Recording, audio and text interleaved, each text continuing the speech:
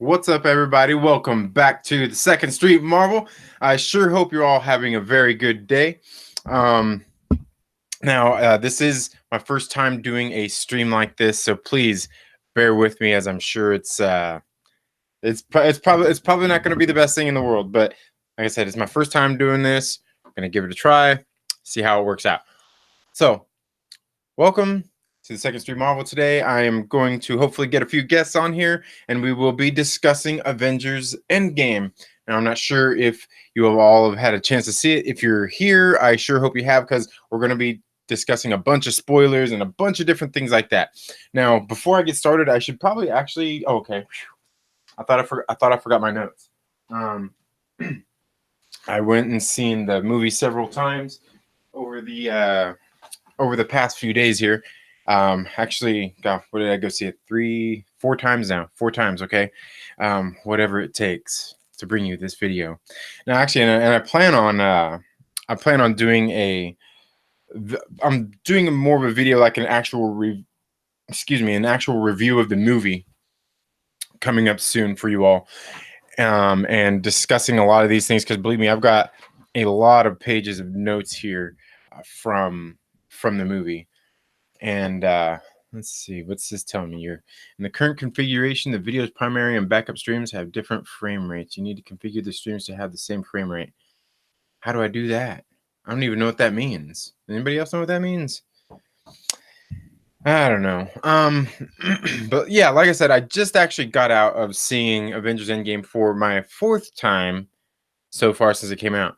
And I know that sounds a bit ridiculous, but believe me, when this movie came out, man, I was so excited. And after I went and seen it for the first time, when I got out of the theater the first time, I was like, oh man, holy crap, what did I get myself into here? Because I mean, if you've seen the movie, you know it's a lot. It's got a lot in it. I don't mean exhausting in a bad way, but I mean it is. I mean it takes a lot out of you. I mean it's endurance here, right? So yeah, I mean, but it is a great movie. I hope you all have seen it, and I hope you all enjoyed it. Now the Maverick Pilgrim, welcome to the show. Thank you for being here.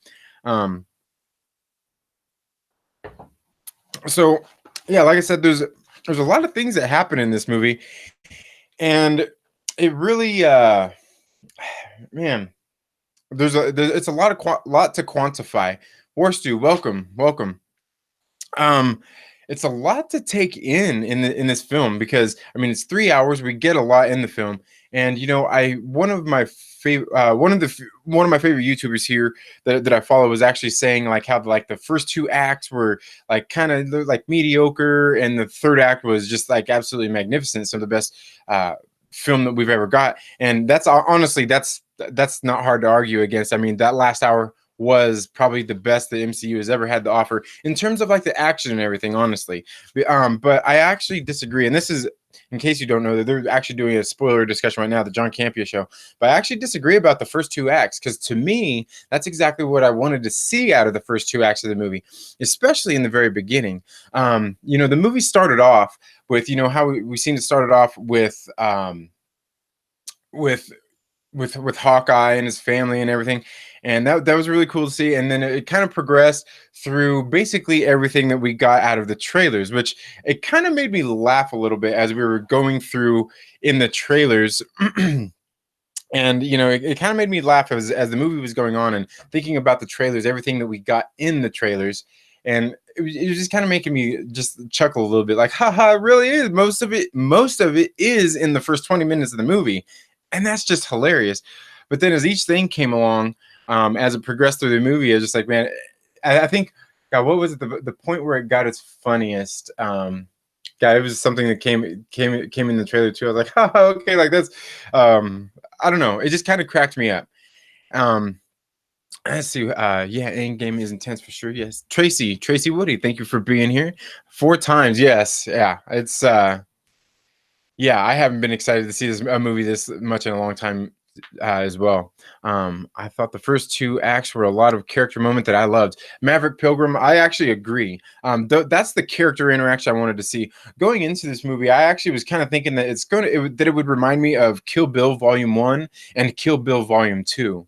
You know how in the first film there was like all the action, and then the second film was more story based, but there was still action in it, and that's kind of how this movie went. And I really liked it.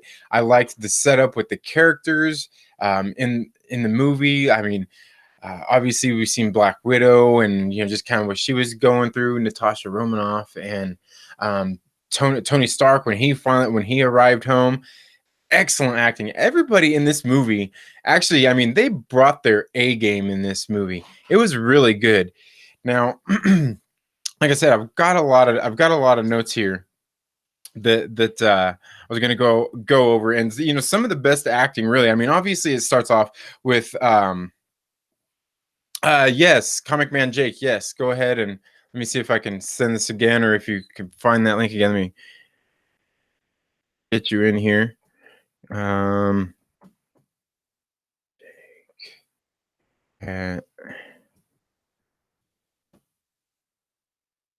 Sorry, folks.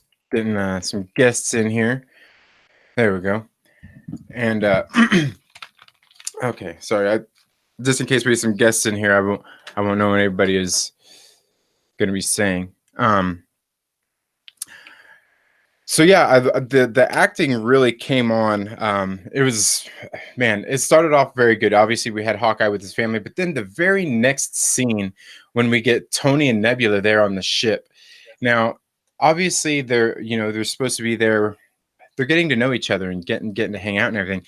And then we see when she finally wins the game and he shakes her hand, and the look on her face, just those little things going on, really, I mean, just it kind of showed what you're going to get in the movie with all those little character interactions and like those micro expressions that she had on her face after she won and how she was acting. A lot of that played really well on screen, and it really continued from this moment throughout the whole movie. Throughout the whole movie. Um, and yes, Maverick, I definitely liked what they had going on with all those character interactions. All great stuff. All great stuff. Yeah, it was the resolve to Civil War as well. Yeah, definitely. Now the thing is, like when Tony arrived, when Tony finally got home, now those whole next few minutes were really, really heavy moments, and it was a lot to take in because he delivered some fantastic performance right there. And everybody, I just want to let you all know we do have Comic Man Jake here as well. What's up, everyone? How you doing today? Doing good, man. How you doing? Thanks for having me on. Sorry for the late notice. Oh yeah, it's all good. Glad to have you here. Yeah, but you were right. Yeah, on those Tony Stark, Robert Downey Jr. just acting in that was just it's one of his best. I couldn't believe. What spoilers, right? We're doing spoilers, right? Yeah, full on spoilers. Okay. I couldn't believe just his whole just persona on how he knew, like when Doctor Strange said that, just put the one up, and he knew right then and there that he was the one that had to do it, and it was just he had to lay down his life. That was great. That was absolutely great. I was in tears. I was crying. I'll admit it. I had man tears. I was crying. Okay.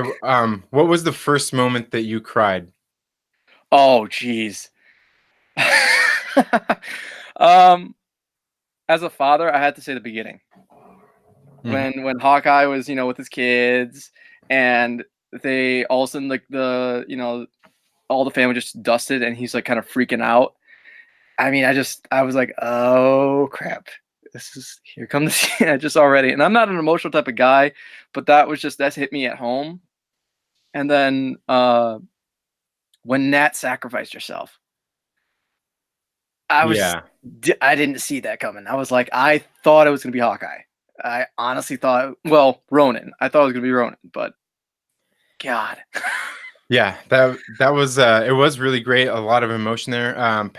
Maverick Pilgrim here says Iron Man became my favorite Avenger again. You know what? He did, and that's the funny thing about all of these movies, the character arcs that these characters have taken. Like when first Iron Man came out, I was so pumped, and then as the progression of the characters went on, especially by the time Civil War got here, and then even Infinity War, I was kind of like, you know what? I've had enough of Tony Stark. F Tony Hmm. Stark.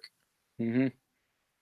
I agree. My wife has all been about Tony Stark and everything. I'm always the Captain America fan, and it was kind of just, I mean, we knew one of them were gonna go, and what a way to go. I mean, just fighting to the end and bringing the whole his last line full circle, where he's just about to snap the fingers and he says, "I am Iron Man," and snaps the fingers. I was just like, Oh oh, yeah. Yeah, my hair rate, I got goosebumps at that point because I was like, it was funny because in one of my videos the other day, I actually even said, you know, that was the great thing about that first movie was at the very end of it, he came in with the proclamation, I am mm, Iron Man. And you know mhm. what? I remember walking out of the theater in 2008 thinking, dude, he's not wrong. He is Iron Man. Literally, the actor is Iron Man. He acts just like Iron Man. That's why he's so great for the role. And then Chris Evans, the one thing that got me, um, I'm not going on the crying moments, but I'm just talking about like Easter eggs and stuff. Like, Hmm. I love that Captain America went back in time and then came back, and we finally figured out who's going to pick up the shield. Yes. I was Team Bucky all the way because I think he's a badass Bucky. I think he's a the guy with the gun. I mean, he looks. If you look at his persona, he looks awesome. And it's actually going to be Anthony Mack. And I was kind of like, okay. I mean, I thought the comic was pretty good, but I wasn't expecting that. But Yeah, for me personally, I was actually so super excited to see that for several reasons. Because, and man, we're jumping way ahead right now, but that's all oh, good. sorry, sorry. No, that's all good because that was one of the things I was excited to see because a lot of people were talking about, and there was one of the things I was thinking like, oh man, hopefully we get to see Hydra Cap in this movie, and then they dropped that Hell Hydra line. Yep. Okay, so then at the very end, he hands over the shield and tells the story. He's old man Steve and everything, and I'm just like I got even more excited because I mean, people who I mean, in case anybody out there don't read the comics and everything, this like we got that little Hydra Cap little Oh, tease there at the beginning, but that at the very end, that very ending, that was even more a Hydra Cap tease than anything because immediately after that, after Sam Wilson becomes Captain America, all hell breaks loose and Steve comes back. yep. Which I don't know if we could see happening. I mean, I think what was it Chris Evans' contract's up and he said he's done. But I mean, it could be a different actor. They could. I doubt they would, but Yeah, it's hard to say. It was just cool to see that in here. Maverick Pilgrim here says it had a Pixar's Up introduction for sure. It did. yeah, yeah, It yep, did. yep. He did Um, look like him. let's see. Maverick Pilgrim also says on Vormir, Clint and Natasha represent the hopeful and hopeless view of the story. Clint wants to sacrifice himself because he is hopeless. Nat wants to sacrifice herself because she is hopeful. And I have to agree with that. That's deep. That's Yeah, deep. yeah. And I feel the same way. I mean, that's true. And great observation there. And that scene in itself that I mean, they kind of played some comedy in it as well, but that scene, that was one of the other intense scenes. That one definitely made me shed some tears there as well. Obviously, I love Black Widow, the character. Scarlett Johansson just come in and done a phenomenal job with that role, as well as Jeremy Renner with Clint Barton and Hawkeye. It was a very, very great moment in the movie. Yeah, I honestly, Hawkeye grew on me. Like I didn't know who the heck Hawkeye was as a comic book guy. Like I got into the comics because of the movies, and I didn't really know that much about Hawkeye. But watching these movies and then wanting to go into the comics afterwards, I mean, the guy portrayed him very well. He definitely did his research and reading comics and doing it. Yeah, they definitely they definitely did a lot in the cinematic universe to make this character kind of more than he is because I'm not sure that even in the comic books like he's like the most interesting Mhm. character in the world. Yeah. Um Now, okay, one thing I want to ask you about, how did you feel? Because I noticed even from my first viewing to this fourth viewing here, there's the Wow. same crowd reaction every single time. And for me, it was very different from the very first viewing. But how did you feel? How did you react when Thor finally went for the head? I kind of laughed. He killed. He finally got it, and then like I was like, that's kind of overkill for me. It's kind of like, okay, that's overkill. I mean, he's looking like he's quit. He's done, and then he just chops off his head. He's like, I said I was aiming for the head. I laughed at that point. I mean, it sounds a little cynical, but it was kind of just for me. Like Thanos at that point he was done. He was like, I quit. I've done what I can. I've done what I've done, and there's nothing else for me to do. You want to kill me? Go ahead. So I kind of just like, Thor cutting off his head and saying, I went for the head. I just kind of laughed a little bit, being like, you kind of missed before. Being a little cynical, but at the same time, it was kind of shocking that he would do that. Like in this kind of a movie, just straight up chop someone's head off. So Yeah, and see, and don't feel bad about that, because like every single showing I went to, everyone was like laughing, cheering, like yeah. And see, I'm like I'm a film geek. I go and see a lot of films and notice, how like the directors direct things and the way certain scenes build up, and how the tension kind of builds, and even the soundtrack. I noticed like in the scenes leading up to it, as the Avengers were at the compound, after what happened with Tony, as they were forming their plan, as they were building it all up, there was just like a lot of cut shots, a lot of tension building, and then just everything that happened once they actually reached Titan 2. I was just like, man, this just isn't going right. Even like when Steve and Natasha walk into Thanos' house, it's just the way the scenery was all set up, and the way everything was going, like I instantly knew as soon as I seen him chop off his head, and you even hear it in his voice. He goes that Rocket goes, "What did you do?" And he even like you hear the tremble in his voice, and he says, "I finally went for the head," and you can tell he was already a ball of emotions at that point, and he instantly regretted it.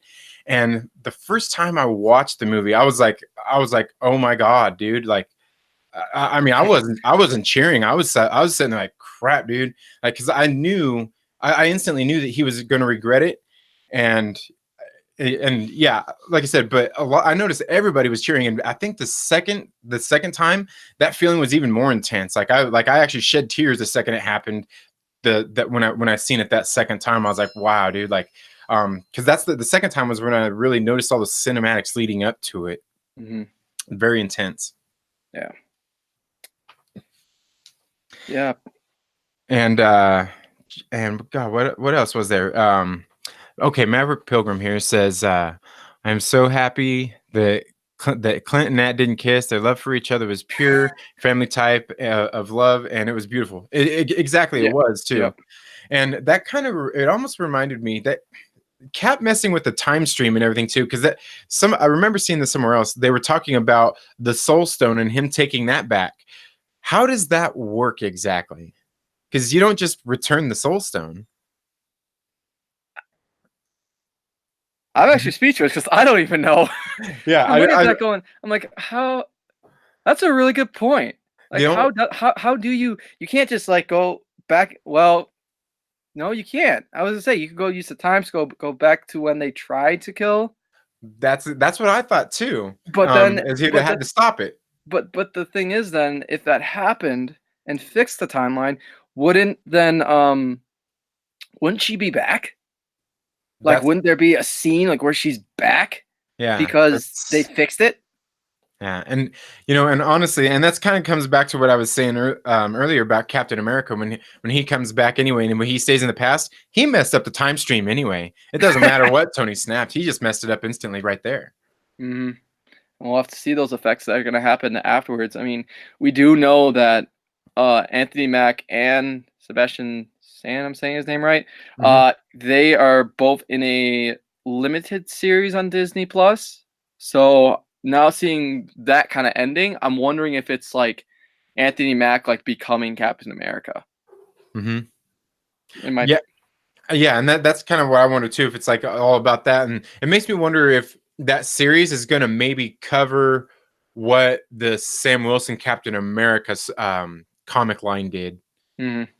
and it makes me wonder how long they would do that for. Because that series, I mean, like I said, that's what led into when Steve Rogers eventually got the super serum back and became Captain America again, and led into like that was all during like Civil War II and things like that.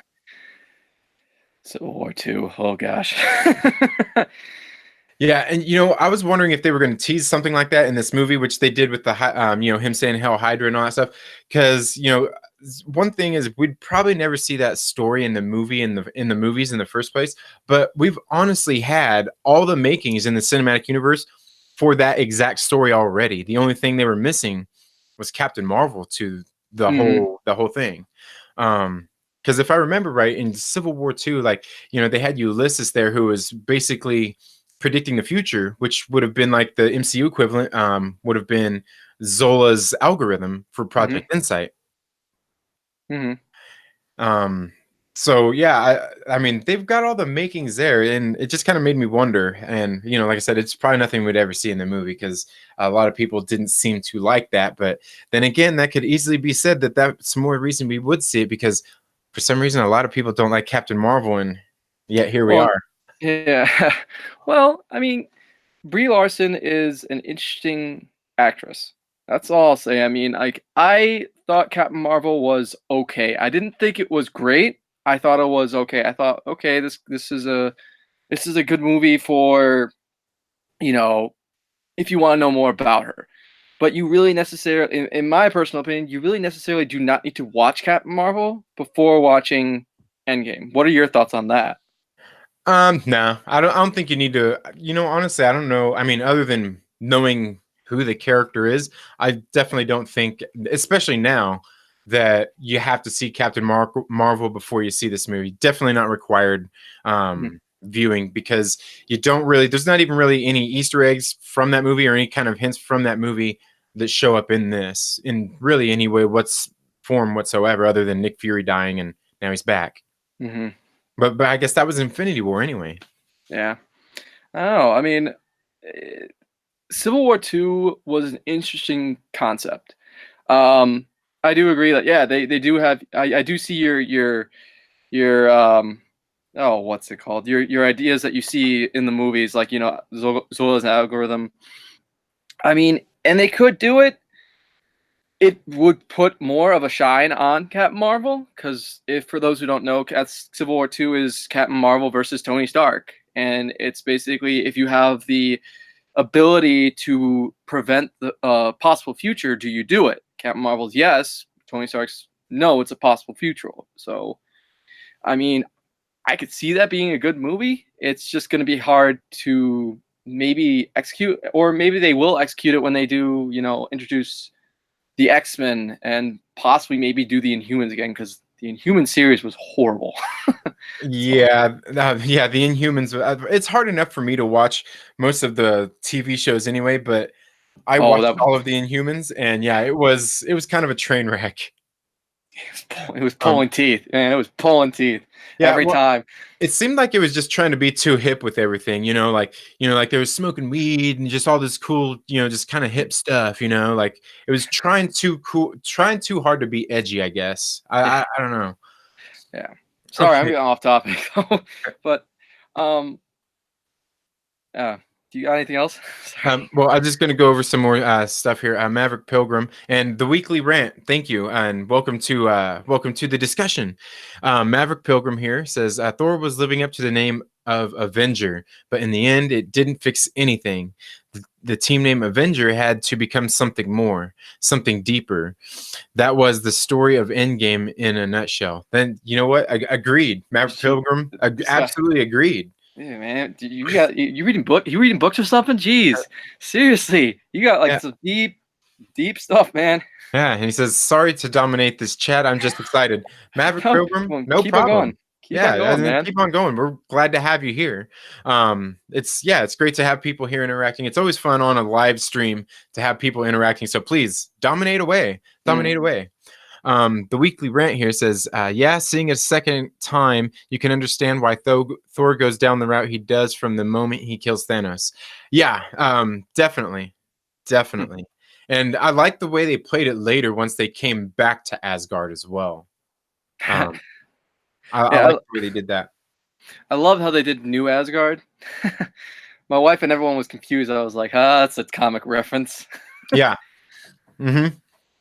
Yeah, it was. And that actually brings me back to, because something else I was going to talk about here later is we've already heard rumors about Thor 4.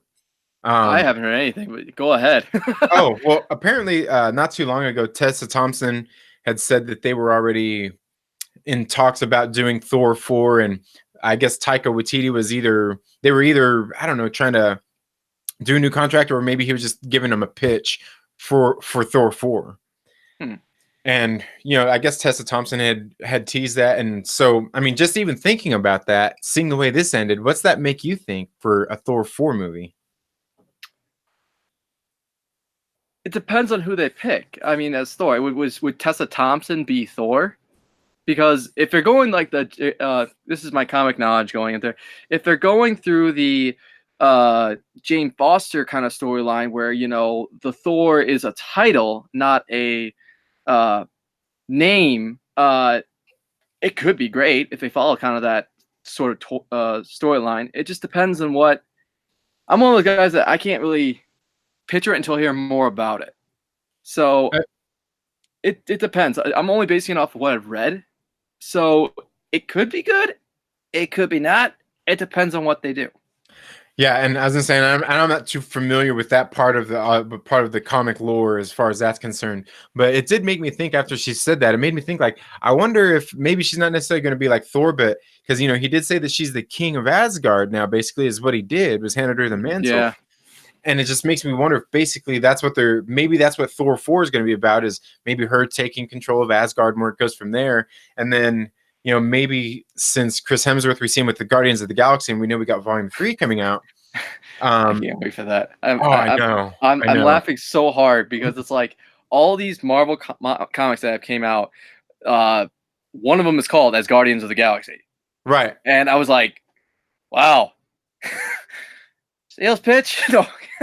I mean, just putting everything in there. I mean, the Easter eggs, like we said, but like, yeah, I agree with that could be what happens, and it would be interesting to see how Thor really interacts more with the Guardians. I mean, we see it in Infinity War, but I'd like to see more with kind of Quill and him bantering. I love that part where they're bantering at the end. Yeah, because they're at the end. Yeah, Chris Hemsworth was just killing me there at the end, just with that line he delivered like 3 different times right there. It was just hilarious. So he's definitely got his comedic chops going on. What's up, sweetie? Oh. So yeah, I just remember thinking that after I was like, man, I wonder where they're going with Thor 4, and then what about Guardians of the Galaxy? I mean, so we know we're getting Volume 3, but is there going to be an Asgardians of the Galaxy 2? I mean, are they going that route? Like, they just threw so much there in at the end. Yeah, I mean, they look like they're going to their comic book kind of resources from what I'm seeing. Because the thing when I do like movie reviews or some sort of like comic movie equations where I think the movie and I do it. Sorry, I'm pitching myself here, but I look at the comics and I see what they're what the movie is and see what the comic references there are. And for Marvel, a lot of times there's not a lot, but there's some, but not a lot because it's so original. You know what I'm saying? Like very loosely based. Yes. Whereas this one, it sounds like this next phase is they're going kind of towards those roots. From what I'm seeing from just Endgame, because seeing Anthony Mack pick up the shield, Falcon pick up the shield, seeing as Guardians of the Galaxy, seeing what was another thing? Shoot, I don't know if you talked about this already, but Cap picking up the hammer. Oh, that was my wife's favorite part. Talked about that yet. Talked about that yet. No, it's all good. It's all good. Yeah. Man. You know what? I think that point in the movie. I'm not sure how to exactly say it. Okay, maybe at that point in the movie, I guess the best way to say it is when I couldn't contain my excitement any longer. because when as soon as I think we all maybe I don't know, maybe not everybody did realize that when you seen that hammer lifting up slowly.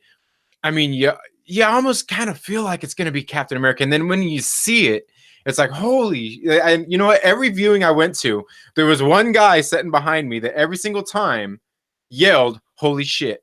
Oh yeah, every single time, and and it was too because as soon as he picks that thing up and he starts running with it, it's flipping through his hand, and dude, he just it's ain't owned him. yeah, dude, that next couple of minutes was like absolute. Just, I mean, he throws it, and then he throws the shield, and he throws the hammer at the shield, and it just, dude, and He knew what he was doing with it somehow. yeah, dude, like he hits the shield back at him. I mean, he summons the thunder, hits him with the lightning, dude. Like that was absolute. That was absolute bliss. I mean, like I was through the roof. I mean, I didn't scream at any point, but everybody else in the crowd did. Oh, I was like, heck yeah, that's what I'm talking about. Yeah, and honestly, for me, I think probably like the first time, even like when Pepper arrived in the rescue armor, and then she landed all like Iron Man and looked up, like I got goosebumps. Oh yeah. Like I was like, dude, I was like, and we already knew she was there. It just I don't, dude. It was that was like that. It was that whole last sequence was badass. Oh yeah. My wife made a good reference. She said that felt like Lord of the Rings kind of like that the whole last fight scene where it's just like the seven army. I was like, yeah, it was that. But what I liked, and I thought was kind of cool. I don't know if you said this one yet, but the all female team that came up Yeah. when they, like all of a sudden Marvel comes down and then what was it? Valkyrie and Rescue are like killing everyone else. It's just like and then Wanda. Oh, Wanda Maximoff facing against Oh Thanos. yeah, dude, that Oh, was great. I was like, and she was handling him too, and he knew that she was getting ready to just do away with him because that's when he started destroying his armies. I mean, he went full on dark elf. He went full Malekith. Yep. He just was just. You sure? Yep. He knew he was screwed. Yeah, and I think for me, one of the things I was kind of disappointed about was, especially I just did a comic book review the other day on it too. Was the Black Order was just kind of seeing how easily it seemed they got handled.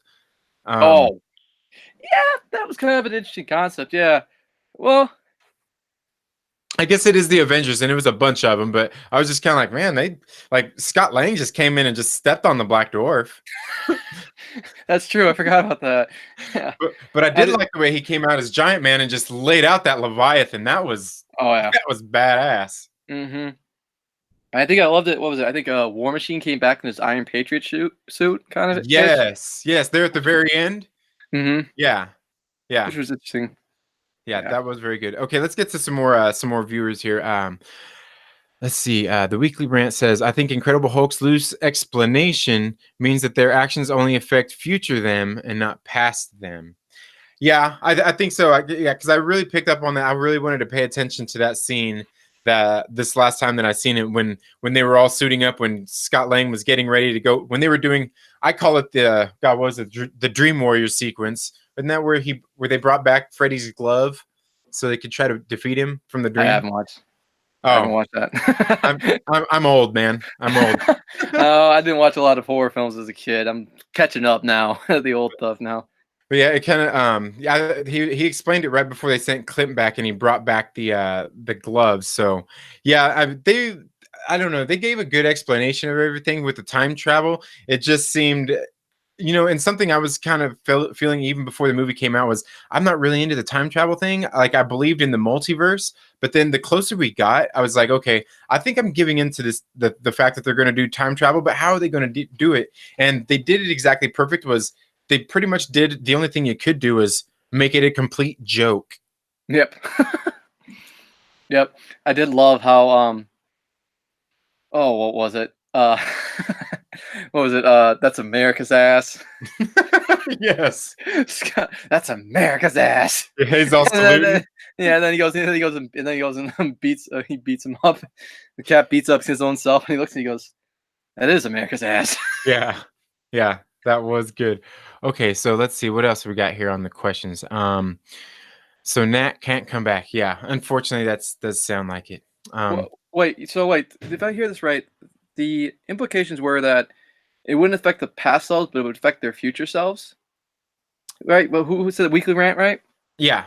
Okay, so there's a plot hole there that I kind of didn't get. Like, do you mean like the future self, as in like the persons that went back in time? Because if that's the case, then Nebula should be gone. Because didn't she kill her original self? She killed her 2014 self, definitely. Yeah, and that's what I kind of got kind of weirded out, and I was like, "Well, she's gonna be gone." I'm like, Which kind of made me wonder about Gamora too. I'm guessing Gamora dusted along with all the other people that were there attacking. Because obviously at the end we see the Quill was going out to look for Gamora. hmm, But it did make me wonder. Like, I'm guessing maybe Tony had dusted everybody that came to Earth in that last sequence. yeah, I don't know. It was kind of it's interesting. I mean, Yeah. Okay. The weekly rant says Captain Marvel was heavily underused in Endgame. I think so, but I think she just served her purpose. And even going into it, I didn't feel that she was really going to be a big part of it. I figured kind of like Black Panther was for Infinity War after he had his solo movie. Like he was going to come in, he was going to be integral to the battle, but not the deciding factor. hmm, yeah. I mean, I think we just said it too. The fact that you don't have to watch the Captain Marvel movie to get into this kind of brings up that she is necessary, but she wasn't totally necessary for the fight, I think. Right. Maverick Pilgrim says Captain Marvel felt like a Phase 1 film, and I have to agree with that. And to me, that's not a bad thing. I actually like all the Phase 1 films. I mean, Incredible Hulk probably being the worst one of them all. Yeah. But it definitely did have a Phase 1 feel to it. And like I said, I don't think that's a bad thing because, I mean, I think the way they've progressed in their movie making, it actually made for a good thing. And I know a lot of people criticized Brie Larson for her performance. And I was talking about this on a video the other day. They criticized her for performance, saying she seemed stone cold and just kind of not really there and all that stuff. And to me, I just have to say that for one, she had her mind completely erased in the first place, and she eventually started gaining back her memories, and she eventually started showing more personality. But she was also on Hala being a Kree warrior, so that only added to that as well. I could see that. Yeah. I never actually thought about that, huh? Because I was one of those guys. I was like, she's kind of just bland right now. She's just Kind of robotic, yeah, yeah. and I get it. But bringing up that point of she was a Kree warrior. Kree warriors are very intense, very Yeah. strategic, very. I mean, I didn't really kind of think about it that way. I kind of guess I got sucked into the whole. I don't know. Yeah. And the weekly rant also says, seems weird that she has such a buildup not to be used. What she did was great. We got to see her power without her taking over the story of the Big Six. True, and that's true. I did like the way that she was utilized in this movie. Like I said, it wasn't too much, and I kind of felt like maybe they did take a little over the top, is because in the beginning sequence, she was the one who's got Thanos in a chokehold to hold him in place, and then at the end, again, she was the one that was there, like handling him, kind of solo. But I mean, again, she is an OP character. She's pretty overpowered, so Yeah. I think they gave her just enough to do in the film without underdoing it or without overdoing it. And many people would say they probably overdid it anyway. I mean, these are the people who buy into she was just a shoehorned character in the Marvel Cinematic Universe philosophy. And No. I actually kind of see that, but at the same time, I don't. It just kind of really depends. I mean, only because the Marvel Cinematic Universe is different from the comic books, because I think they should have handled her past differently. In order for it to, I think, in order to make the people who feel that way not feel that way as much, if they would have had her past be more go the Miss Marvel route into the Captain Marvel. Yeah.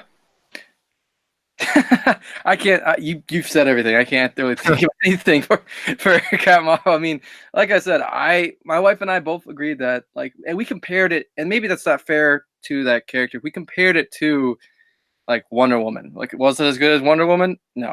Okay, and that's maybe the stigmata now with these superhero movies, especially with the female ones. Yeah, agreed, agreed. Which brings us to Maverick Pilgrim's comment, which, okay, it says, and I got to say that this is actually what I was thinking the same thing too when I seen it. Maverick Pilgrim here says Captain Marvel as a movie just answers the question of how she could blow up a ship on her own. Yeah, at one point, seeing them like all of a sudden just turn and start shooting at the sky, and everyone's like, "Why are they shooting at the sky?" And even at my point, I'm like, "Yeah, why are they shooting at the?" Oh, Yeah, that's funny because that's exactly what I thought when I seen it when she came in and started going through a ship because one thing that upset me in the Captain Marvel movie was like she didn't have any training with her powers or anything. Like all of a sudden, and I think on my one of my reviews I did of it, I completely went off on this part was she completely just steps up and rips off the little inhibitor chip and she's like and and just starts blowing everything up and starts flying through these ships, punching them out of the air after she literally just learned how to fly. All of a sudden, you can just throw mhm. yourself through ships and you're blowing them up. That really bugged me about that part of that in that whole sequence of the movie. That really bugged me.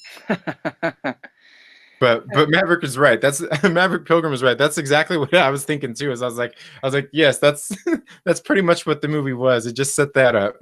Kind of Yeah, like kind of like how some people feel that Thor: The Dark World just set up the ether. But yeah, that's essentially what it did. I mean, I think that one had to be one of the weakest.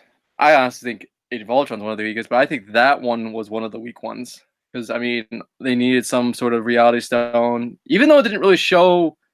I really don't believe it really showed the true power of the reality in it. But oh, and before I get started, I just wanted to address something that the ether is not a stone because somebody just said that earlier, and I wanted to go ahead and make sure that we amend that. It's oh, more of like an angry I see. sludge.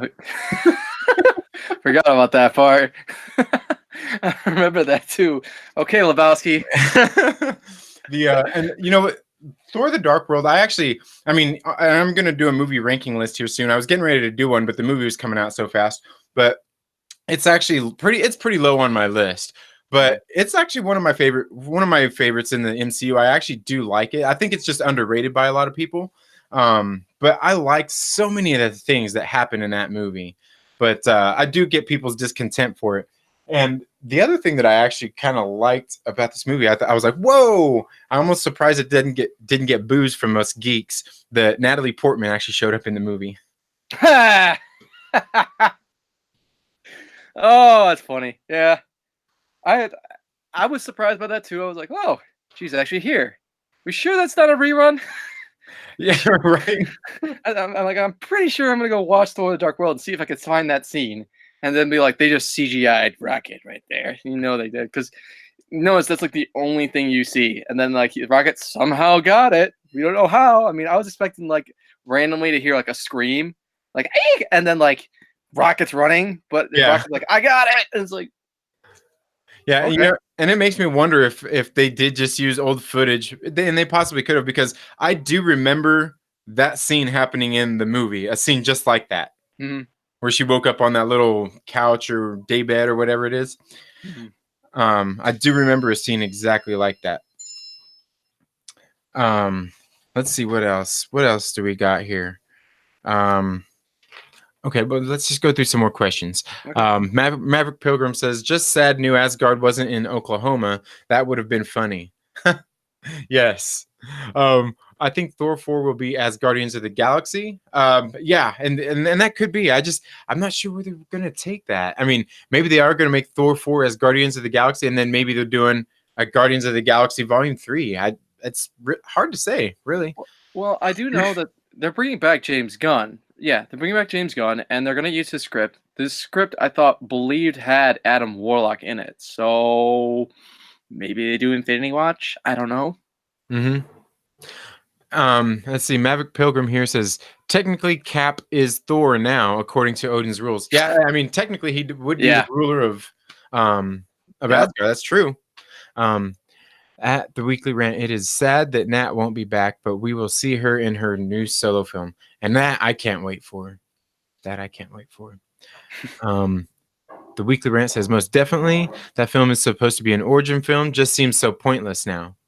But I don't think that it does. The Weekly Rant, I don't think that it does seem pointless. And that's only because of what I was talking about earlier with Cap being the old man there at the end, because that eventually leads to Secret Empire through, Civil War and all that. And right now, currently in the comic books, Black Widow actually just came back after she was killed by Captain America during this event of Secret War. So she was just reborn as a clone of herself in the Red Room. So it's interesting to think what they could do in the future with the character still. If they have her reborn, they don't even have to have Scarlett Johansson there necessarily for a Black Widow film going forward after an origin film. Yeah, it'd be interesting to see. I mean, I heard it's an origin film. I've heard it's also a TV series. I don't know which one it is, though. Honestly, I'd be happy with either one. Yeah. I'd be happy with either one. And I've never read any of like her solo stuff before, any of her series before. I just got started on the series. They just started, I think they're on issue 4 right now. And I've got to tell you, it quickly became my favorite comic book pull of all my comics. I mean, over Captain America, over Spider-Man. It's my favorite. Really? Huh. Yes. Yeah. She's dude, like she's in this new series, she's making she makes Frank Castle look like an altar boy, man. Like dude, it's insane. It's insane. Sorry. But wow. Yeah, it's the Black Widow we won't get out of an MCU movie. No. Oh wow. Who's writing that? The Soska sisters. I have no idea who they are. Me neither, but I can tell you I love their writing so far. Huh. Interesting. Okay, let's see what else we got here. The Weekly Rant. Cap lifting the hammer was everything I didn't know I needed. Oh yeah. Oh. Yeah, I'm telling you, the second that happened, dude, I was like, whoa! Yeah, I was having a fourth kid. Having a fourth kid. The all-female thing I assumed was a nod to A-Force. Yeah, and I think it was. Yeah. I think it was. Now it kind of makes me wonder if they're gonna, because there's been talk about that, if they're gonna do that going forward, because obviously, I mean, would they put Pepper in it? She's already said that she's getting old. Yeah, Gwyneth Paltrow, I thought said she was done with that. Yeah. So I mean, yeah.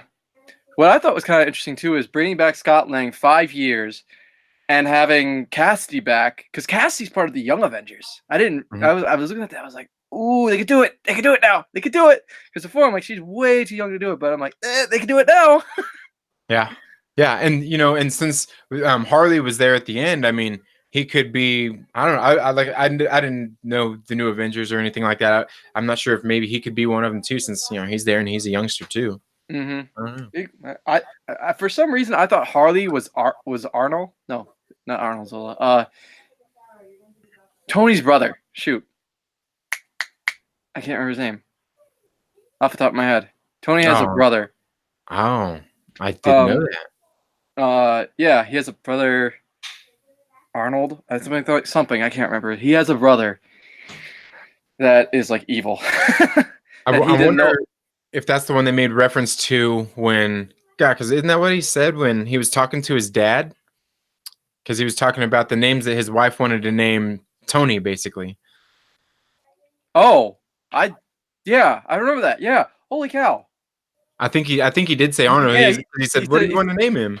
He's like Arnold Zola or something like that. Arnold's Arlanzio or something like that. Something with an A. Yeah, it sounded nothing like Anthony, and I was like, yeah, and he said you might want to set on that. Yeah. Okay, and let's see what else. He said Maverick Pilgrim says I need a whiteboard and multiple viewings to really figure out the time travel rules of Endgame. I don't think they necessarily had any rules. I think that was the good thing about it, was they kind of took the general rules that we all know and have went by and just tossed them out the window and said, we're just doing our own thing. Oh yeah, and that's what they do every time. So there's no way you can like figure out the rules and stuff. Trust me. I've been trying to figure out like the references and stuff every time with comics, and MCU is always just loosely based. Like you can't say this is for sure this comic, except for Civil War a little bit. Yeah, and it was great when they were doing all the time travel talk, when they were Tony was like, "Oh, are you basing all this on Back to the Future?" Yeah, and any other type of what was it? What was the other video movies they said? Yeah, like Hot Tub Total Time Recall, Hot Tub Time Machine. Yeah. Bill and Ted's Excellent Adventure. I can't believe they did that one. Pretty much every movie with time travel. Yeah. Yeah, that made me funny because especially when Scott Lang is like, so Back to the Future is a bunch of bullshit. I love Scott Lang in that whole movie. Yeah, He was one of the stars in that one. yeah, and to me, like, dude, I love Paul Rudd in the first place, and so he steals the scene in any movie or in any of these movies that he's in. Like when I seen him come in Captain America: Civil War, like the first time at the theater, I almost jumped out of my seat. I was like, yeah. I love how he plays the character so well, and like this is someone who knows his comics. Like I read Nick Spencer's Astonishing X-Men, which is kind of loosely based off, and it's the guy got it perfect. Like you read him and you write, and I'm like, this is Paul Rudd. This is just Paul Rudd. It's just Paul Rudd in the page. Huh. I'll have to check that out because I've never read that, and plus I love Nick Spencer's writing. It's a different read. It's kind of more comical, and I mean, I still have like half of it still have to read. It's pretty good. Huh. I'll have to check that out. The weekly rant here says, oh man, where did it go? Just skipped. I thought the same thing about Nebula watching my second time. About the whole, she's talking about the weekly rant. Are you talking about the time travel theory thing? Because I'm pretty sure that's what he's talking about when he says second time. Probably so. I think the rules are different if you go forward in time. I would definitely think so. Yeah. Haha, that's not a stone scene was great. That stone scene was great. Even funnier than his next statement. He calls it a stone again. Oh yeah, the Thor thing. Yeah, that was pretty funny. Thor was cracking me up throughout the whole movie. Oh yeah. Find that one. Maverick Pilgrim says it's it's difficult to boo at Natalie Portman. Oh, and it really is. It really is. It is. I'd have threw my popcorn at somebody booing Natalie Portman, and that's just because Natalie Portman, really. Yeah. I candy galore. The weekly rant says the Natalie Portman stuff must definitely be unused footage. Yeah, I think it was, and I'm thinking it might have been used footage. Honestly, I really do think that was. I agree with you. I think you said it earlier too. I believe that was one of the scenes that they used. I'm trying to find the. Oh, and Maverick Pilgrim says she was at the premiere. So yeah, if she was she may have been, or she probably got paid since they used her in the movie anyway. Yeah, in the first place. So Maverick Pilgrim also says, I think Natalie Portman and Brie are good friends. Maybe she helps smooth things over, and we will get Lady Thor in the future for A-Force, and that would be awesome. Cool to see. That would be cool to see. If they did that, I'd be one happy man. For those who don't know, here. Oh, it's not Thor in there, but it's Valkyrie is on like team. Is that the series that just started last year? Yep, Cullen Buns. I've been meaning to go and read that. I want to read that. I only read the first issue. I didn't read anything else. It didn't really. For me, if it didn't grab me within a couple issues, I didn't pick it up. Yeah, I love Dan Slott's Tony Iron Man. I'm trying to find there's an issue I have where it's got his brother on it, and he's as smart as Tony, and he makes his own armor and like actually fights Tony. Huh. Crazy.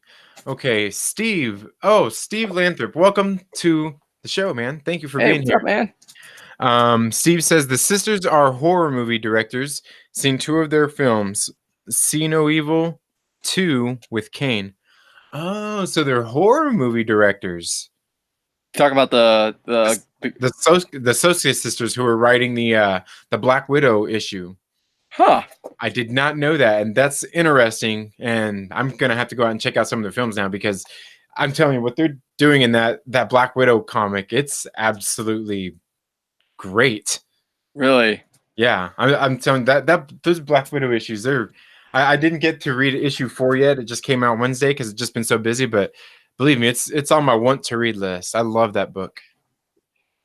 Uh, Maverick Pilgrim says, would it be possible for Nat to be the new guard of the Soul Stone since Red Skull was released after the Soul Stone was taken from Vormir? That's a good question. but he, I'm really trying to think about that now. He was unintentionally the Guardian, wasn't he? I don't know because I know, and I remember when I seen that first Captain America movie when he shot off, I was thinking, well, we never seen him actually die, but Yeah. that's pretty much when he would have become the protector of it, I'm guessing. But then again, we don't know when the Time Stone would have sent him to, because the only thing he really said when he met Thanos was that a lifetime ago he once sought the stones as well, which a lifetime ago would have been Years. back in the 1940s and stuff when he was looking for the Tesseract. So it essentially, 70 years is essentially a lifetime. So yeah, I don't know. That's a good question on the Guard of the Soul Stone thing. Yeah, because we never see what happens after like Thanos kills Gamora. I mean, that's what I'm basing off is after Thanos kills Gamora to get the Soul Stone, like Gamora isn't the guardian of the Soul Stone anymore. I mean, if that's what they're kind of saying, right? Am I hearing that right? Well, I think he's saying because basically what happens to Red Skull now that the Soul Stone is gone, basically, Mm-hmm. because he's got nothing to guard at that point. It's a good. I'm at a loss of words. I can't think of anything. Yeah, because I remember, I think at one point the Russos had said that he like basically once the Soul Stone was gone, once Thanos took it, but that was in Infinity War, and you got to think that the Vormir thing in this movie happened in 2014. But they basically had said that after the Soul Stone was taken by Thanos, he was free to go do whatever he wanted. Interesting. Which what would you do? Yeah, and that's the present. That's the thing he's kind of presenting. and it makes me wonder too, like if he was released to go do his own thing, what happens to him after that? Where does he go to? I mean, does the soul? I mean, would the Soul Stone or whatever? Would he just transfer back to Earth? Would it be back to the time when he disappeared, or to the current time? Because I don't know. Because like I said, that leaves a lot of questions. Because like the things we get at the very end of this movie with Steve Rogers there being old, I mean, we all know that how Steve Rogers became Hydra Cap was because, well, maybe we don't all know, but Red Skull eventually got the Tesseract. The Tesseract. Essentially, he got it back. Well, Shield had been messing with it, but the stone, basically, the sentient being of the stone, eventually came to him, and he raised her, and she eventually gave Captain America's powers back, and Red Skull, and but changed his memories and everything else. Yeah, I mean, we could see that if they decide to if Red Skull does come back to Earth and starts messing around and maybe tries to bring back Hydra. Yeah, I mean that they did do a good job, kind of leaving him open. Yeah, because that's the one thing when they were like bringing back Hydra and it wasn't the Red Skull. I was kind of like, this isn't really Hydra, but okay. Right. Yeah, and it's kind of funny because like a lot of people don't like that whole Secret Empire stuff and Steve Rogers being a Hydra Cap and all that, but that's kind of what got me back into reading comics again. I actually have the first issue graded of the Steve Rogers Captain America where he says "Hail Hydra," and I got the rare one which doesn't have the bubble because they did a second print. In the second print, they put "Hail Hydra" on it, and it got a 9.0 grade on it. And yeah, I mean that was the one thing I was like, "Wait, what?" He said, "What?" I got to pick up this comic and read it, and I did for a bit, and I thought it's a great run. And Secret Empire, I thought Secret Empire was an interesting concept until the end. And at the end, I was kind of like, what? Have you read Secret Empire through, or? I have. And that I think a lot of people felt the same way, and I apparently a lot of people didn't like the story. And for the most part, what I got seen from a lot of people, just from what I read online, was that a lot of people were just like, kind of like how people were going to be about this Avengers Endgame with the snap just being undone. Like okay, they just undo the, like, Steve Rogers comes back and defeats everybody and that's it. It's just all good, right? Yeah. But that is what I like about the Captain America series right now, is that he's having to go back and win everybody's trust back. Yeah. Like, nobody likes Oh, him. Nobody that likes him. that's what I thought was interesting. I stopped picking it up, but I thought it was an interesting concept. Like, this is the consequences of what he did, of what, not him, sorry, but his Hydra self did. No one trusts him. Everything. I mean, Ta-Nehisi Coates just, oh, I liked what I saw so far, but I heard from a friend that it was kind of not. It was just plateauing. But Mhm. if you're saying it's still going, I mean, you still, I might actually start picking that thing up again. Yeah, I've been enjoying it. I like it, and it is. Yeah, I mean, you know, he's an ongoing character. He's just like one of those legacy characters. So I mean, they probably got to do stuff to kind of keep it going and maybe slow it down and then get it back up. But I've actually liked the issues. It was one of my favorites, and then like I said, then Black Widow came out and just Dominated it all. yeah, dude. Yeah, I can't say enough good things about that series. Mm. What'd you think about Hawkeye being Ronin in in the in the movie? movie. Yeah. I thought it was really good. I'm not sure how all that stuff went down in the comics, but I do like I did like him in this movie, and I did actually kind of like the scenes in particular where he was there, because they did like all the subtitles and it was almost just Oh, like a comic book where they're in different colors and things like that. hmm. Yeah. I thought it was a really good one. I haven't read that much on that yet. That's one person I'm still trying to figure out more about, but uh, I thought it was badass. Yeah, That's what I'll yeah, say. he And was. the And fact that, sorry, go ahead. no, go ahead. Oh, I was gonna say, like, when Nat trying to find, like, him, like, talking to War Machine and saying, like, "Let me know when you found," I thought it was kind of interesting, like, how you could tell just from hearing from War Machine, like, how torn up he was about his family with the whole, like, you haven't seen the bodies, like, how they look and everything. I thought that was, like, kind of a great um line that they did in the movie. Yeah, definitely. And the one thing I kind of that goes along with that was, and I was kind of thinking maybe about the same time that all the Ronin scenes came around, and then you see the Ronin scenes, it's like, okay, like this movie's PG-13, and I think it was up to that point. You see, you obviously quite a bit of cussing, and then you see these scenes where he's there in Japan, and they're pretty bloody and they're pretty hardcore. I was sitting there thinking like they're pushing the envelope here. They're really pushing it for a PG-13 movie. Hey, well, I mean, they did say that because of that Fox merger deal that they are keeping Deadpool rated R, which is unheard of. Even, Disney doesn't do rated R movies. I've never seen a Disney. Come on, can you imagine seeing a Disney logo pop up and then just blood popping out of nowhere? Right.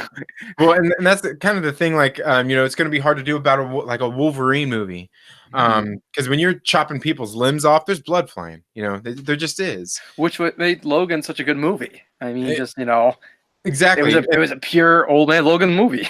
Yeah, yeah. Because for me, it wasn't necessarily about the cussing or anything like that, and it was about being able to see that blood on the screen. Because when you're watching the old X-Men movies, it's kind of like, to me, I just kind of felt like that was one thing that like seemed out of place out of the movie. Was, like I said, when you chop somebody's arm off, it's not dry. I mean, it's not cauterized.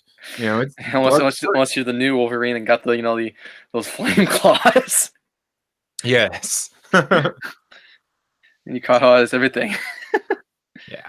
Okay, let's get to. We got a couple more comments here. Maverick Pilgrim says, "I think we should get a Captain America 4 when he puts the stone back, and Red Skull is the antagonist trying to collect the stones. Also, that would be great." That'd be a dope ass movie. I'm not Yeah. gonna lie. I'd watch that. Well, because I actually had some questions. Speaking about that, is obviously, I heard somebody at the theater asking, like, oh, like, what Cat do with Mjolnir? Well, he took Mjolnir back to 2013 Asgard when he took the ether back. So he took the hammer back.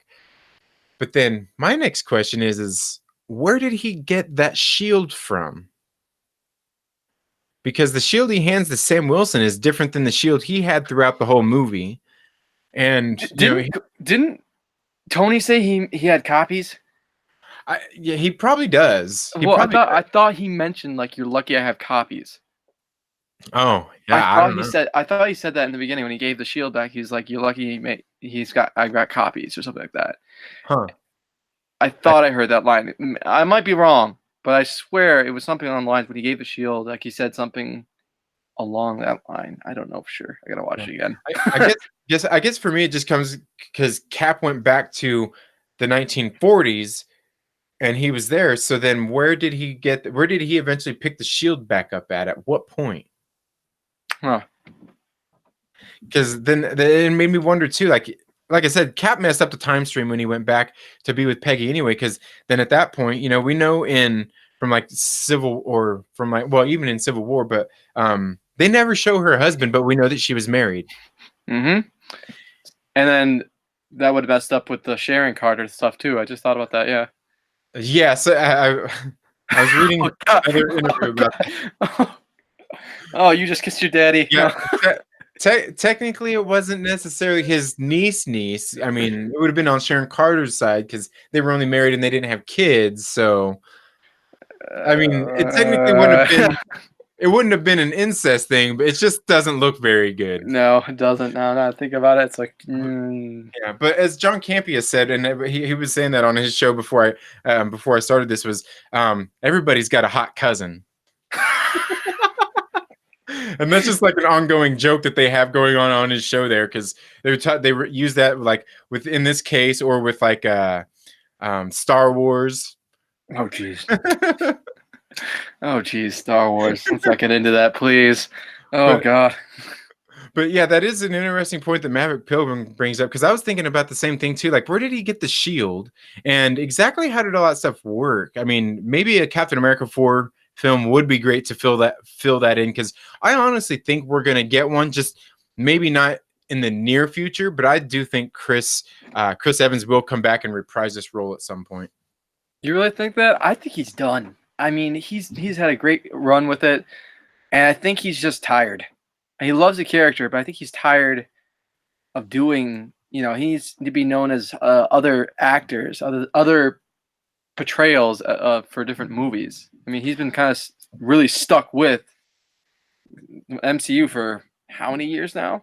Yeah, 10 years. Yeah, pretty. Yeah. I mean, but really, it's kind of what made him too. But I honestly kind of feel like maybe they are just going to give him some time off so he can go do other projects and then come back and maybe do like a movie or two, or maybe like a movie and a cameo role in a movie or two. Mm-hmm. Just something like that. I just kind of feel like that's going to happen. But I also kind of feel like, sure, he wants to be done, but once he's out there making his independent films, because he's already directed one movie, but once he's out there doing other films, and it's not like he's not going to get and be good in other big films. It's just, I think once he's not making that big money movie, that MCU money, he won't have, I mean, he's probably got plenty of money, but he'll find that it's harder to sustain being able to make some of those independent films if he uses his own money. And when he's not bringing in that kind of money, trying to do smaller movies. Yeah. Yeah. And who knows, maybe he's going to come in and direct an MCU movie. He could. I mean, he could do it. He might direct Captain America 4. Who knows? It could be, and who knows? I mean, maybe he just comes back in a Captain America role, and maybe or just Steve Rogers' role, and maybe he's not necessarily Captain America. Maybe he actually hands the mantle to somebody else. Well, I mean, that's what I think he did as a Secret Avenger. When he was in the Secret Avengers, he was just Steve Rogers. He was just a guy. He was kind of like Nick Fury, right? The guy who. I mean, they could do that. He was an old man, so. Yeah, because I think he was the director of S.H.I.E.L.D. there for a while. Was the director of S.H.I.E.L.D.? Okay. At one point. Yeah. Yeah. Okay, the weekly rant here says, I think the important thing with Endgame is that only the dusted people came back. I think if Vision, Heimdall, and Natasha came back, then it would be a bit what it was all for. Yeah. I get what you're saying there. Yeah, basically they didn't sacrifice anything at that point if everybody came back. And yeah, and that was another thing weird about, and I think I've kind of figured this out a little bit, was somebody was saying, I think I was watching War Stew's channel, and he was talking about Peter Parker coming back and being 23 years old in basically coming back from wherever they were at, after they were dusted, and being older while everybody else would have been the same age. But the thing I noticed was it was weird because, okay, now in the movie, okay, the people who didn't get decimated in the world basically aged 5 years. And in the movie, we see Peter Parker when he comes back. He goes, "Oh man, I passed out, and I wake up, and Doctor Strange says it's been 5 years. We need to go." And he starts doing the circle thingy that he does with his hands. Now he says that, and then he says, and then they come back, and then later we see the reunion with Ned and everything, and it made me wonder about something. That is weird.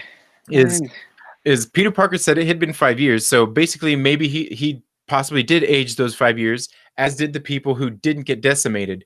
But then something contrary actually happens where we see Clint's family later, and his son and his family, his kids, are the same age they were when they were dusted. So it makes me wonder, did the 5 years still pass, and then Peter and them actually didn't age while they were there decimated, and they came back and basically everybody that didn't decimate is 5 years older than them? I don't know how that works, because I know that space. Yeah, I mean, yeah, in the beginning, or at the one point, Tony says they want to bring back everybody that was decimated and give up nothing that they had currently. They just want to bring everybody back to the current world. So it just makes me wonder exactly how that all went down, because again, we don't know what Hulk wished for exactly, and we don't know what Tony wished for exactly. I think Hulk wished for Nat, because he did say, "I tried with all my power to bring Nat back, and it wouldn't let me." Right. Yeah. All they brought back was the people who were decimated. Mm-hmm. So then, I mean, at that point, it just makes me wonder, I mean, what was Tony's wish then? Because they already had everybody back that was decimated. And obviously one of them was to get rid of everybody, all the army that had come there, and did away with that. But there was still all the destruction around as well. So it makes me wonder exactly what Bruce wished for and exactly what Tony wished for. And I guess maybe we'll find out in the future. We'll have to see. I mean, I don't know. It's going to be an interesting... The way they ended this really didn't feel like they led up to anything coming up. Like, it really felt like it was just, that's it, we're done.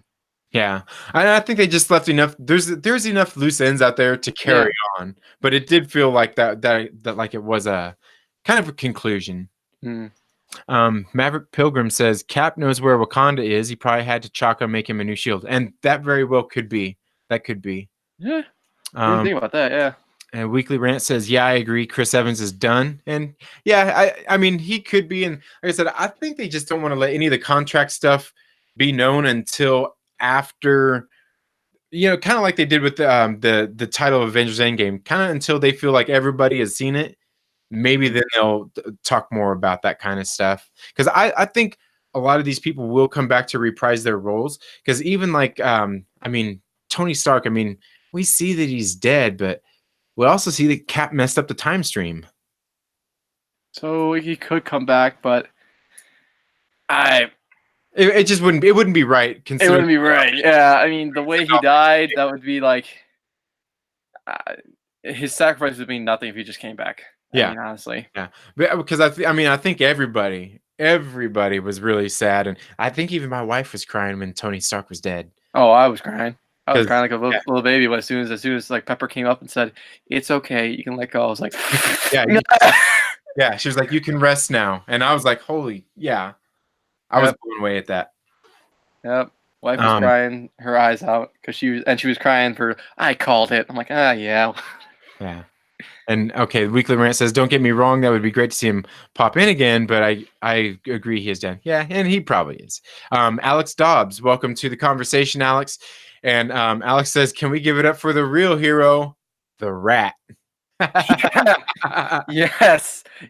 I actually I tried to keep as much as I could from Facebook, and I did see someone made a meme saying the one true hero, and there's this rat, and I was like, this has got to be a joke. Right. Or something, and then like all of a sudden, like I see it, and I'm like, "There's that MVP we're talking about." Yeah, that was a pretty funny scene, and what somebody else had pointed out was, man, so Doctor Strange actually sat there and watched that rat walk over that thing that many times. He must have been like, God damn it.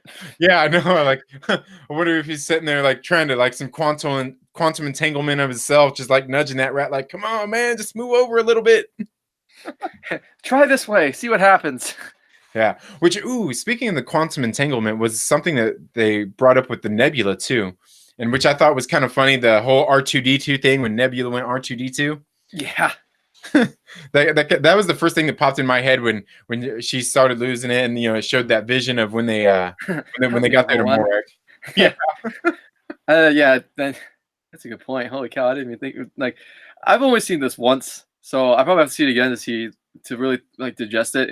That's what the wife said too. We have to see it again because there's so much to digest. Yeah. You're gonna want. If you sit through the 3 hours, good for you. I almost had to get up, but it's well worth it. But it's intense. It wasn't intense. It was very intense. Like it's because it's like sensory overload throughout the whole movie, and it's like emotionally draining. It's emotionally exciting. It's a lot of things. Yeah, crazy. Okay, Maverick Pilgrim says, could Spider-Man Far From Home take place before Infinity War, and then they are on their way home from the field trip to Europe on the bus when the Black Order arrives in New York? That's what I've heard. I've heard it's a prequel, and everyone's saying no, it's going to be it's set after Endgame, and I'm like, I've heard it is and it isn't. So, but the main theory I'm going off of, it could be before. I think it's going to be before. Well, there's a few things that I noticed. Okay, was well, for one, in Infinity War, Peter Parker specifically says they were just coming back from a field trip to MoMA, which is the Museum of Modern Art. Okay. He does specifically say that, but that doesn't mean that with everything that they changed in the time stream, that doesn't mean that that's necessarily the case. I mean, maybe the field trip ended up being different, because technically, if they were dead for 5 years, Peter Parker wouldn't be in high school anymore, neither, once he came back. It's another plot hole that you kind of brought up, and I was like, wow, I didn't think about that. If he did age 5 years, why is he still in school? Right. Well, he didn't graduate. I mean, he didn't graduate because he probably flunked all the classes, but Well, and the other thing is in the Far From Home trailer, we see when he swings by in front of Stark Tower there, or what was Stark Tower, you can see like the construction going on it.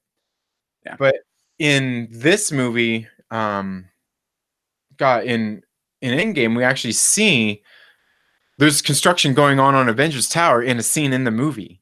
And I think it's actually from the flashback of 2012. There was actually construction going on, and it looks like the exact same scene that we see in the trailer from Spider-Man Far From Home. Really? Mm-hmm. But then it makes me wonder, and it makes me think that scene with the Avengers Tower there in the background, it's probably not even in the movie. I think it's another one of those things they probably just put there to mislead us, to make us ask questions, just like poor Incredible Hulk seems to be CG'd out of all the trailers. Yeah, that was the weird part. I'm not gonna lie, seeing him actually talking. Yeah, it was. And another funny thing I thought was really funny is basically like through the whole first 45 minutes, I almost felt a little giddy with laughter as everything from the trailers was coming out in the movie. It's like, okay, well, most of it is from that first 20 and 30 minutes. And it just kind of made me laugh that really none of it was altered. They did such a perfect job with the marketing of an Infinity War, getting people to question the marketing with that one scene from Wakanda that everybody started questioning. It's like, oh, well, we can just play on this. Everybody thinks the scenes we're going to give them are fake anyway, so we can put whatever we want. All right. Yeah. The marketing team did a great job on it. Yeah. Yeah, they did. They did, except for building up the hype. I mean, because really, I didn't think they really built any hype up. Even that whole last week was kind of like, like because I was already hyped up to see the film anyway. Yeah, everyone. I think they were playing on that. Everyone was already hyped up after seeing Infinity War. That they weren't. They didn't. There was no necessity to hype it up that much because hey, Infinity War was great. Let's see what happens next. Yeah, and like I said, that I think for me, I think that video that Ryan over at Nerdy Blurb TV did got me Oh, more pumped up to oh see the yeah. film than anything else they did. If you guys haven't seen that, I am a little pitch there. Go see it. It's awesome. We were both in it, and it's just ah. Yeah. Yeah, and and the thing, and I'd say this, I've said this a million times, is Ryan over there at Nerdy Blurb TV, dude. Like his His editing editing skills skills. are Oh, absolutely like the best I've seen out of any small YouTuber, and even some of the big YouTubers out there too. yeah, like he had he had it on his Instagram when he showed like the time bar he had and like all the little effects he was doing. I was like, mine looks nothing like that. Yeah, yeah, but I think he does that. He does this He for does a it for job though. he does it for a living. Yeah, Yeah, he and I so talk. Yeah, he does it for I think it's like an AV motocross company. I think oh really? he's yeah, I believe so. Don't Huh? quote me on that. Yeah, But I I was believe, gonna say he obviously does it for a job because he knows what he's doing. oh His yeah. like I said, his editing skills are just on one of my videos I said if I had editing skills that sick, I would have at least 100 more subscribers. Oh yeah. The guy, like I remember when he and I started the same time on YouTube, and we met each other through a Facebook group, and we just kicked it off from there. And he, at one point, like took a whole month off, and I was like, "Hey, where's your stuff at?" And he's like, "I'm just recording and just making stuff." And when he came out back with all that stuff, I was like, "Holy cow!"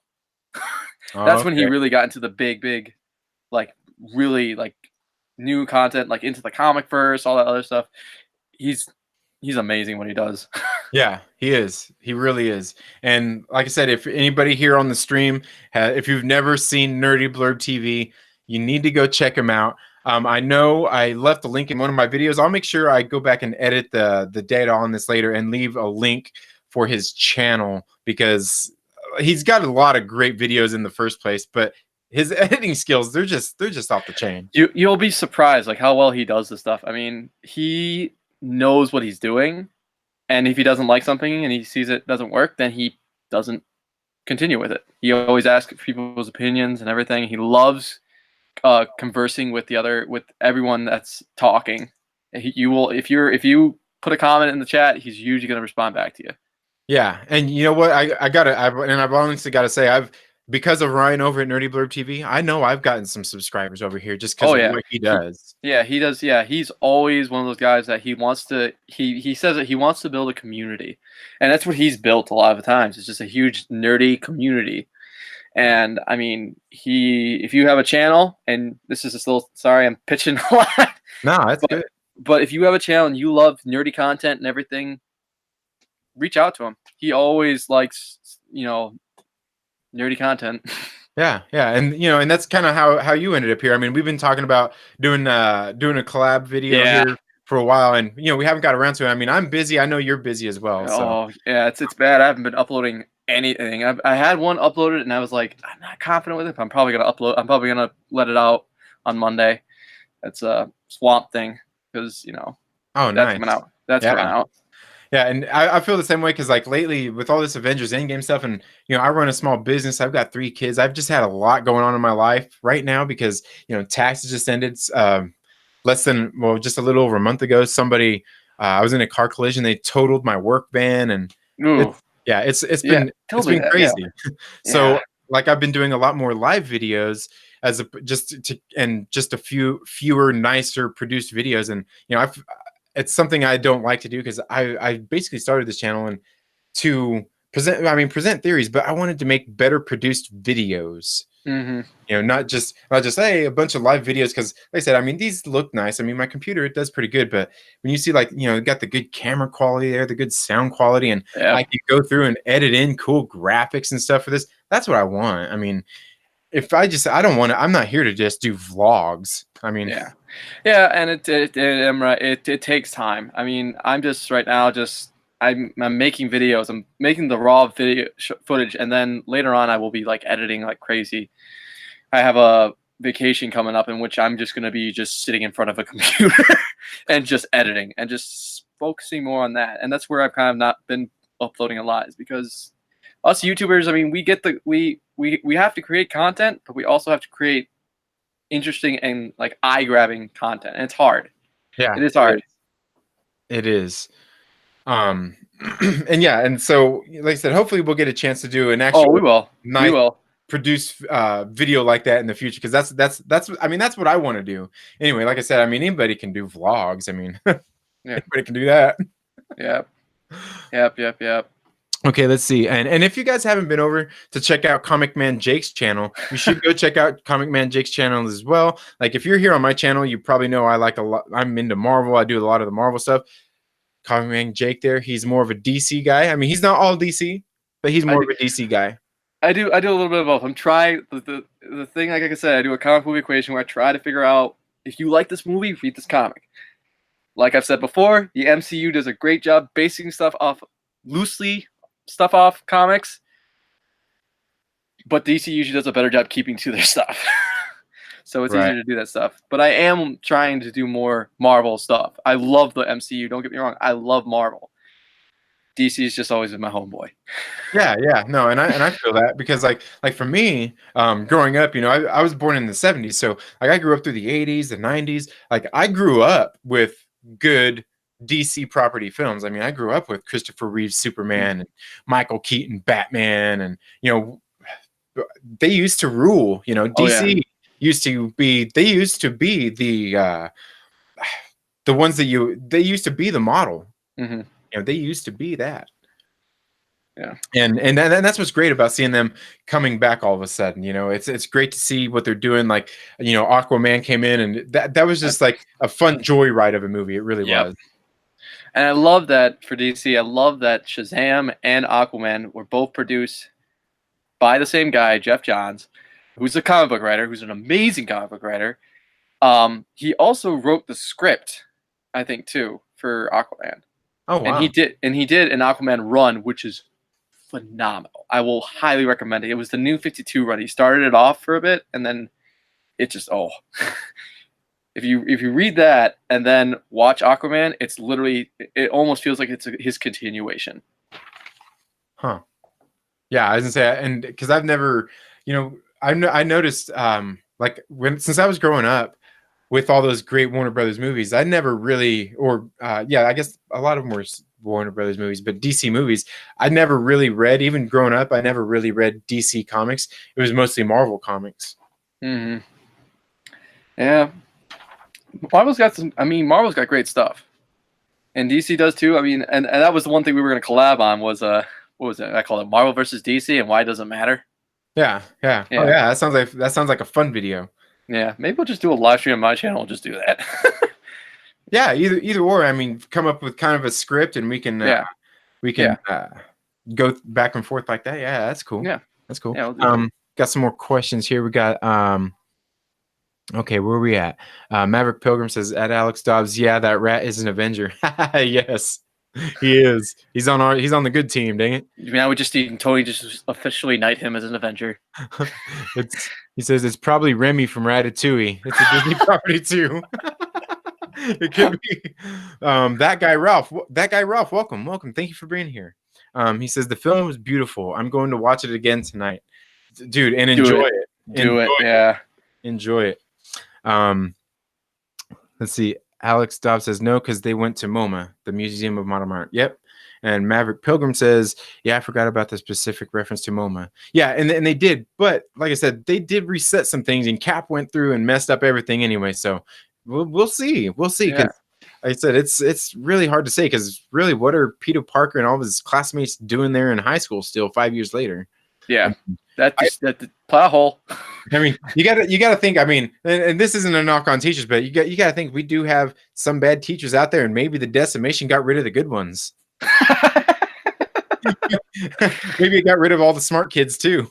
Jeez, right? What was the one thing? I want to say one thing that I did like that they did when they did the whole therapy thing, and the Russo brother, which I don't know if it was Anthony. I think Anthony Russo was the one talking. Yeah. And then Jim Starlin was there too. The guy who wrote Infinity War, the actual comic. I was like, wow. Yeah, that was pretty cool. Oh, did you see that? Oh, geez. But yeah, that was pretty cool. And, you know, something I didn't even notice the first time I watched it, and a lot of people are talking about this, is the representation in the movie, and basically because Anthony Russo was there talking about, you know, going out with a guy who was like the first openly gay character in the Marvel Cinematic Universe. And I'm sure we're probably going to hear and see a whole bunch of videos here on YouTube about that and everything. And, you know, with people being outraged or whatnot. But like, honestly, the first time I watched it, I didn't even really notice. And No, I then, didn't either. I yeah, watched it and I was like, wait, he said, oh, well, whatever, guys. It's a movie. yeah, and you know, people are going to talk about it, and you know, because obviously a big deal was made about Brie, and a lot of people made a big deal about Brie Larson herself, more than the actual Captain Marvel character. Where some people have a problem with the Captain Marvel character altogether, and not necessarily Brie Larson. And it comes down to things like that with the representation and stuff like that. And you know, to me, like that, like I said, the thing that happened with Anthony Russo in the movie, I almost didn't even notice it the first time, and it was the second time that I noticed. I was like, oh, okay. I was like, that's, you know, that's whatever. But I do get that there are going to be people out there who don't like seeing this and are going to be discontent with it. But I mean, I get that's just the world we live in Yeah. these days, I guess. Dang snowflakes. Yeah, and that really goes both ways. You know, the whole snowflake thing. Yeah, well, it's just. I mean, that's where everyone's pushing for the. What was it? I think they're doing the Eternals next. Yeah, And I heard that they're looking for an openly gay character. Okay, I don't care. yeah. I mean, it's great. You know. Yeah, and to me, like like I said, the thing for me is like I don't really mind. I mean, that's just the world we live in the first Hmm. place. And the thing is it's not like in these movies we're gonna see them sitting there making love and doing all that. That's just not what we get out of these films. If anything, Mm-mm. it's just gonna be little references, just like we got out of this film. Yep. Though some would say that that's not necessarily the best either. Okay, I'll go on a DC thing. Okay, so the Ray. If anyone knows who the Ray is, it's part of Earth X. There's this guy who literally he is a gay superhero. He's a gay. He's a uh he uses light basically as his power. It's weird, but I mean, the guy who betrayed him is an openly gay actor. I can't remember his name for the life of me. But any movie he's been in, he's a gay character. Mm-hmm. Was I ever mad about it? No. Did that like make the character like better because it was portrayed it? Yeah. I mean, I don't understand people these days saying, talking about, heterosexual, either you're homo or hetero. It doesn't matter. You're right. We live in a world today where it doesn't matter if you're gay, bi, or straight or lesbian or whatever the heck you are, or trans. Yeah, yeah, and you know, like I said, I mean, I get people. I mean, people have conservative views. You know, just don't want to see all that in their faces, and I get that. I completely get that. And but at the same time, I don't think that that necessarily means that a studio has to just completely Ignore it. ignore it or even cater to it. Mhm. And like I said, if they just do it in like the subtle ways they do, I mean, if that's all it takes to appease people, that's fine. I mean, it doesn't offend me, but I'm not a person that is going to be offended by those kind of things anyway. So for me, it's just kind of like whatever. But I just brought that up because Oh yeah, in the there's coming gonna weeks, be we're gonna hear a whole wave of things Anthony regarding that. Russo's gay. Yeah. Guys, stop. And you know, like I said, you know, if anybody here has a way they feel about that, feel free to leave it down in the comments below. Like I said, for me, I don't really care. I mean, I get how people are free to have feelings, whether they like or dislike that, Hmm. in my book. And that's not me writing the fence on it neither, because I have ways I feel about it too. But like I said, for me, I don't care that enough about it seeing Yeah, it in movies presented in that way. Like I said, now if they went through and you know they had them all like getting all lovey-dovey and smooching, just getting all you know on in your screen, face. then I'm kind of like, okay, like I don't know that I don't even want to necessarily see that in one of these movies between straight characters, you know. Yeah. I don't need to see a whole bunch of love making and stuff like that on the film. It's just I don't know. I guess when it gets to that point, that's when it's like, okay, now just time. Maybe it is time to jump ship. Yeah, right. We'll have to see. Okay, let's see. We got a few more. Uh, The weekly rant says, I got to jump off, lads. It's been fun. Thank you both. And thank you for the comment section. Well, thank you for being here, the weekly rant. That guy, Ralph, says, Ryan is honestly one of the nicest people I have met on YouTube. It is awesome to be part of the fan initiative video. Sorry for the spelling. You're all good. That guy, Ralph. Yeah, Ryan is awesome. Ralph. Oh, I know. He's that one guy who was like talking about Black Panther in the initiative. I think that's Ralph, right? I think so. He has like the Marvel background. He's wearing the Marvel hat. He's got the pow thing. Yeah. I think I subscribed to his channel. Oh yeah. Yeah. I subscribed to him. Got on there and checked him out. Yeah. Maverick Pilgrim says the one moment that made my eyes leak a little was when Sam says "on your left." It got me. Oh, it did. Oh, hey Cap, on your left. Oh, I forgot about that. Yeah, the whole that whole scene was just magnificent. Oh, and that was another thing I forgot to bring up was that's one thing I kind of really liked what they did with the gauntlet once it hit the floor and everybody was in the mad dash for it. It reminded me of the comics when everybody's like, making the dash for the gauntlet once it was on the ground. Yep. Crazy. But amazing still. Just amazing. That guy Ralph says, "Oh yeah, when I saw the portals from Strange, I got too hyped and I got too hyped as well." Good point, Maverick. Yeah, I was definitely hyped at that point, especially after seeing Cap with Mjolnir and all. Dude, that whole last like hour of the movie was just man. I thought it was really kind of interesting seeing a younger Thanos beating the crap out of Cap and like breaking the shield. When you see the actual, that's the one misleading thing you don't see though in the trailers is you see him tightening, but you see the whole shield. Yeah. You don't see it's broken. Yeah. And I remember when they finally started showing that in the trailers, not that scene, the strapping up, but like when Steve Rogers fell and you see him fall and he looks down at the shield, because in the movie it was half broken off at that point. When I seen that in the trailers, I was like, man, I feel like for some reason there's something like maybe the shield is covering something there. And it turns out it was half broken. Yeah. Interesting though. Let's see. That guy Ralph says, I honestly love to see the diverse characters, but it is not the most important for the films. Good content and bringing characters to life is my main focus point. And I feel the exact same way. Like I said, I don't mind seeing that diversity there. Like I said, it's it's when they make it too overemphasized is when I'll have a problem with it. But I don't see them doing that.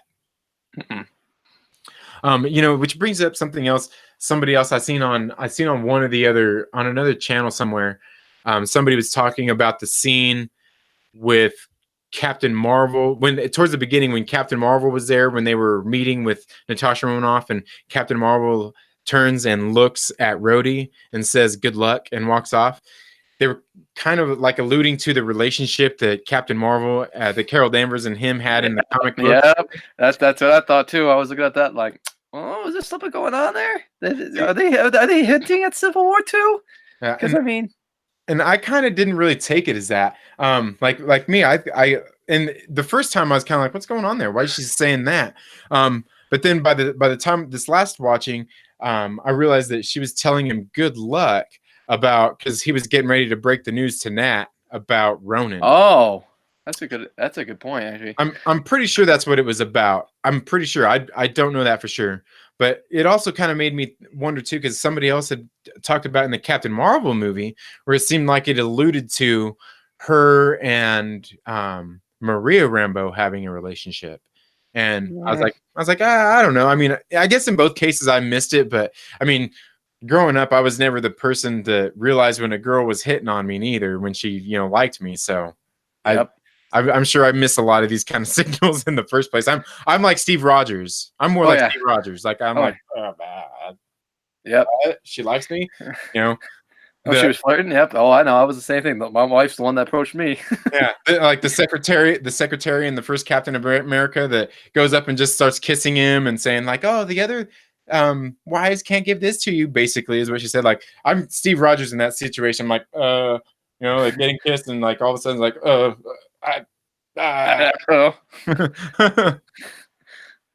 But okay, Alex here says, pop quiz. What hand does Thanos have the gauntlet on? In which part? Because Thanos's gauntlet is his left hand, but the Stark gauntlet was the right-hander. Trying to think. Yeah, you're right. It's the right hand for Tony's. The Stark because he puts it up like this. Yeah, the Stark gauntlet was on the right hand, and even the gauntlet that Thanos of theirs that he had gotten put on was the right hand. But Thanos is actually that he had made was left-handed, which I always kind of wondered. I always kind of wondered on that what the difference was, because I think in the one that was in Thor, I think that was a right-hander as well. Well, I thought it was kind of interesting that Tony could actually make an Infinity Gauntlet, which I didn't think could actually happen. Yeah. I didn't think he could actually do that. I was kind of like, I guess he can do anything. Yeah.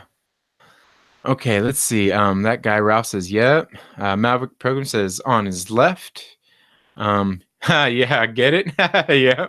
Why the difference? I don't know. I'm not for sure why the difference on that, Alex. I honestly don't know why. Preference. Yeah. One's a lefty, one's a righty. See which one looks better. Right side or left side? But all right, well, do you have any? I'm not sure. God, how long have we even been going here for? I haven't even checked. What are we at? A good hour, maybe. I don't know. Let's see, what time is it? Oh, 5:43. Oh, wow. Wow, this has nearly been going on for almost 2 hours now. Oh, geez. Wow, didn't feel like it.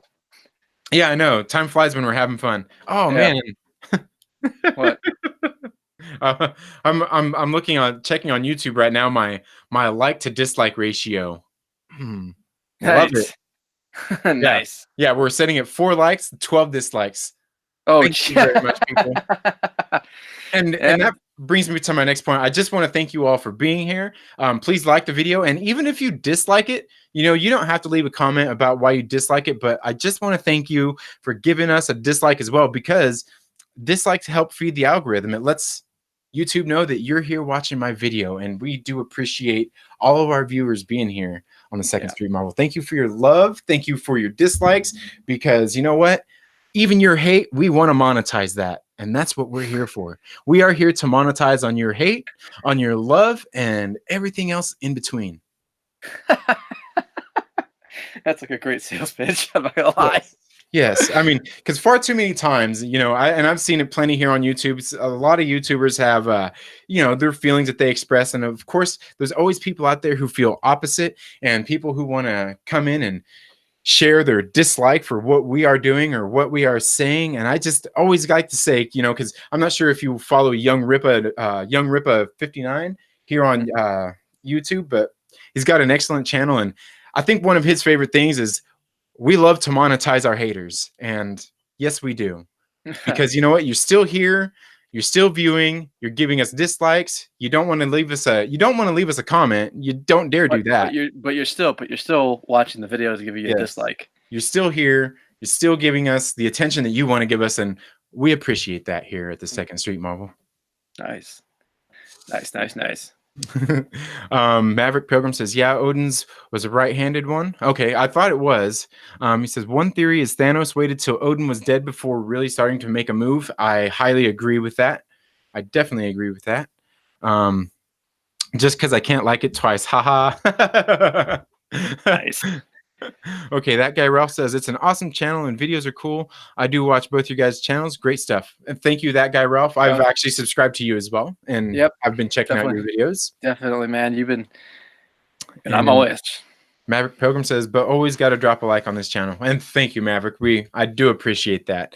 And again, we've been going on here for nearly 2 hours. I'm not sure if you've got anything else you've got planned with the rest of your evening, but I know I want to get out of here and have some dinner and hang out with my kids. It is 8:46 down here, so I'm ready to go to bed probably.